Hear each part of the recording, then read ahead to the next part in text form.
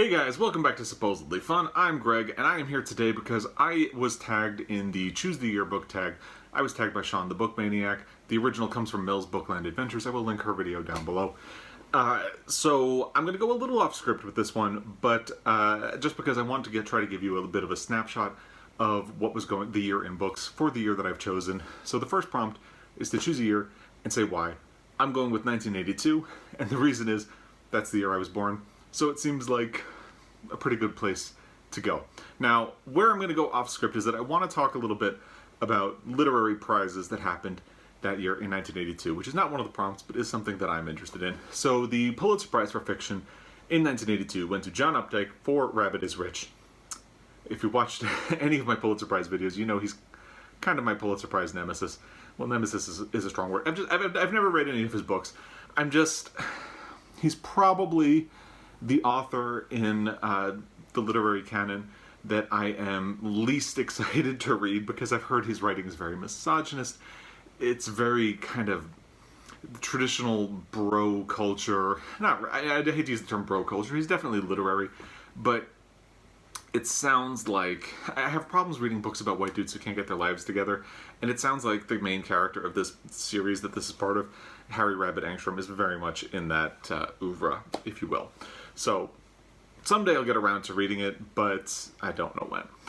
The finalists for the Pulitzer Prize that year were A Flag for Sunrise by Robert Stone, which I have never heard of, and Housekeeping by Marilynne Robinson, which I have heard of and which I have read. It's a great book. Definitely recommend that one. The Booker Prize in 1982 went to Schindler's Ark by Thomas Keneally. This book is published in the United States as Schindler's List, which of course is the name of the Steven Spielberg film adaptation from 1993, and probably how it is more commonly known these days. I don't know if people know it more commonly as Schindler's Ark in the UK, because I only knew it as Schindler's List. When I first saw this, I thought, oh, was there a sequel to Schindler's List? I didn't know. The National Book Award back then was divided into two categories for fiction. There was one for hardcover, one for paperback. The hardcover prize went to John Updike for Rabbit is Rich, and the paperback went to So Long, See You Tomorrow by William Maxwell, another book I have never heard of, and which has an interesting cover. Let's say that. By the way, as much as possible, I'm going to try to put the first edition covers of these up to stay in the spirit of the year which we are discussing. The Nobel Prize for Literature went to Gabriel Garcia Marquez. I have not actually read Love in the Time of Cholera, which is the book of his that I have on my shelves. I have read 100 Years of Solitude, which is one of my all-time favorites. Absolutely love it. So there you go. He was the Nobel Prize winner for 1982. The Newbery Medal went to A Visit to William Blake's Inn by Nancy Willard. Never heard of it. The finalists were Upon the Head of the Goat by Aranka Siegel. Also never heard of it. And Ramona Quimby, Age 8 by Beverly Cleary. I loved Beverly Cleary's books as a child, and all of the Ramona book. I read every single Ramona book, every single one. So I'm a huge fan of that one.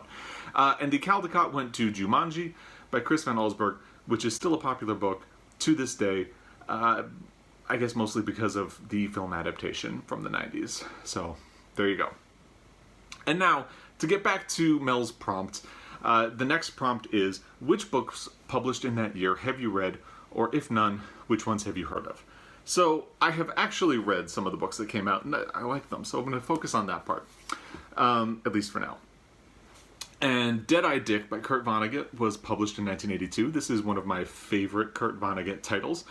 It follows Rudy Waltz, who accidentally kills a woman as a child, or when he's a child, and which earns him the kind of jokey nickname Dead-Eye Dick.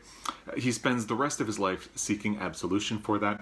It is also about the tension between parents and their children, and the divide between expectation and reality. And like my favorite Kurt Vonnegut novel, which is Mother Night, it also explores the gulf between what we say we are and how we actually are. And what I saw was that there are recipes. I have no memory of there being recipes in this book, and on a quick flip through, I don't see any. So, allegedly there are recipes in this, but I'm not seeing any right now. So, there you go. And then there's The Color Purple by Alice Walker. So this was published in 1982 and went on to win the Pulitzer Prize for Fiction in 1983. I've already talked about this book on the channel because it is one of my all-time favorite books. It was also the basis of the film in 1985, which starred Whoopi Goldberg and Oprah Winfrey, and it was the basis of the musical version that Oprah Winfrey produced for Broadway. So there you go, I love that one. And then we have Different Seasons by Stephen King. I'm including this in books that I've read, even though this is actually 4 different novellas put into one. Each novella is about a different season. But I've actually only read one of the novellas, which is Rita Hayworth in The Shawshank Redemption, which of course was the inspiration for the film, and I think is one of Stephen King's best pieces of writing. I absolutely love it. Some of the, 2 of the other novellas in here were also adapted to movies. So The Shawshank Redemption is for spring. Hope Springs Eternal, Rita Hayworth in The Shawshank Redemption. Apt Pupil, which was also turned into a movie, is The Summer of Corruption. The Body, which was turned into the movie Stand By Me, is Fall from Innocence, and the one that has not been adapted into a movie is A Winter's Tale, which is The Breathing Method. So I've kept this book because I've always wanted to get to the other 3 novellas in it, but Rita Hayworth in The Shawshank Redemption is the real deal. Definitely recommend that. And then we get to some children's books that were really beloved by me when I was a kid. The first is The Indian in the Cupboard by Lynn Reed Banks. Now, I loved this book as a kid. I read all of the sequels as well. It's the story of a boy named Omri who has a plastic Native American figure which he puts in a cupboard, and when he locks it with a magical key, or what turns out to be a magical key, the little figure comes to life. And I'm sure this book would be problematic if I went back and read it now, but I loved it when I was a kid and didn't know any better. So there you go. Then there's the BFG by Roald Dahl, which was also published in 1982, and I loved everything Roald Dahl published, including this book about a big friendly giant, or BFG.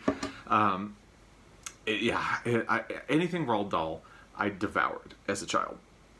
And Howliday Inn by James Howe was published in 1982. To this day, I love Bunnicula, which was the first book in this series. Howliday Inn is the second book in that series.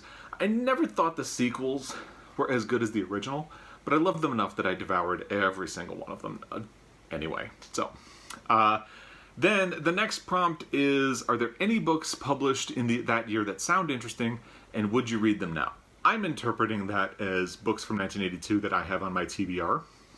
So, there are definitely books that were published then that are on my TBR. The first one is A Boy's Own Story by Edmund White. This has been on my TBR ever since I heard of it. It is a classic LGBT novel about a boy growing up in the 1950s, coming of age, and coming to terms with his own homosexuality. It is the first in a trilogy. There are 2 sequels about the boy as he continues to grow up and move on in his life. And I believe each installment was inspired by Edmund White's own life. A Boy's Own Story definitely was. I'm unsure about the sequels, but I definitely want to get to this at some point. Then there is The House of the Spirits by Isabel Allende. This was her debut novel. It charts 4 generations of a family dealing with the upheaval of post-colonialism in Chile. It's always sounded interesting to me. I just have never gotten around to it. And I've never read any of her books, so someday I really need to get around to that. Then we have A Pale View of Hills by Kazuo Ishiguro, who recently won the Nobel Prize for Literature. I have only read 2 books of his, but I've really loved both of them. Those books are Never Let Me Go and The Remains of the Day. This one is his first novel. It is about a middle-aged Japanese woman living in England who is having a discussion with her youngest daughter about the suicide of her elder daughter. From what I've seen about it, it has that same kind of storytelling method as Never Let Me Go. It's like Never Let Me Go, it's kind of eerie and suspenseful in the way it tells the story, so I really want to get to this one at some point. And then we have Further Tales of the City by Armistead Maupin. Oddly, the only books I've read in the Tales of the City series are much later ones, which were published within the last 10 years. I have always wanted to go back to the beginning of it and read it. This book is, obviously it's not the first one, but I really want to go back to the beginning and kind of trace it as it goes along someday. And then we have Baltasar and BLIMUNDA by Jose Saramago. I read Blindness. I loved Blindness a long time ago. I've always wanted to read another one of his books. I've read a really short one called The Tale of the Unknown Island, I believe. but I've never read another one of his books, and I've always wanted to. So this one would definitely be on my TBR. It is an 18th century love story that also tells the story of the construction of the convent. I have to look. The convent of Mafra in Portugal. It's a tourist destination today, but this book talks about its construction. Then we have Dinner at the Homesick Restaurant by Ann Tyler. Now, if you watched my video about my least favorite Pulitzer Prize winners, you know that I have a kind of tricky history with Ann Tyler. I did not really like Breathing Lessons, which won a Pulitzer Prize for fiction, but this book was on the school curriculum of the local high school when I was working at Borders in New Jersey. And I heard a lot of really good things about it from people who would come into the store. And so that's always made me curious, and I feel like I should give it a shot someday, at some point. Also published in 1982 was Life, the Universe, and Everything by Doug Adams. This is the, I believe it's the third book in the Hitchhiker's Guide to the Galaxy series. Sorry, my dog is in the room and shaking, so I apologize for noise. I have always wanted to read those books, but have never gotten around to it, so that would be on my TBR. And finally, for books on my TBR, there's The Women of Brewster Place by Gloria Naylor. How creepy is this book cover? I mean, anyway, this went on to win a National Book Award for first novel, which was apparently a thing back then. It's the story of men and women and their lives and loves, and I've heard it also has an LGBT elements to it, which for a book published in 1982 sounds really interesting.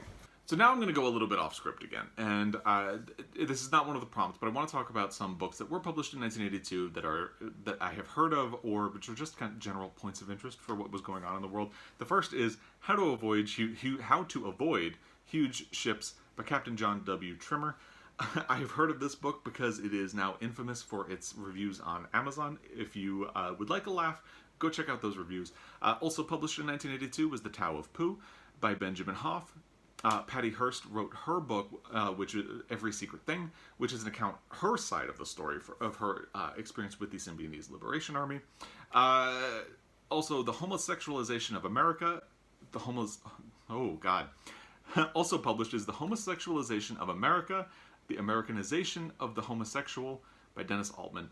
This book is about the emergence of the LGBT community as a minority within America, and how it, as a growing movement in the political world.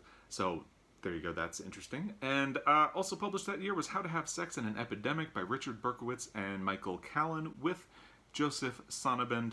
Obviously, this was a reaction to the AIDS epidemic, which was fairly new in 1982. This book was one of the early proponents of safe sex, and is notable for that. So there you go. I just wanted to include these books because I feel like it gives you an idea of where society was going in 1982 and some things that were happening at the time. Getting back to Mel's list, the next prompt is, what is the most obscure sounding book?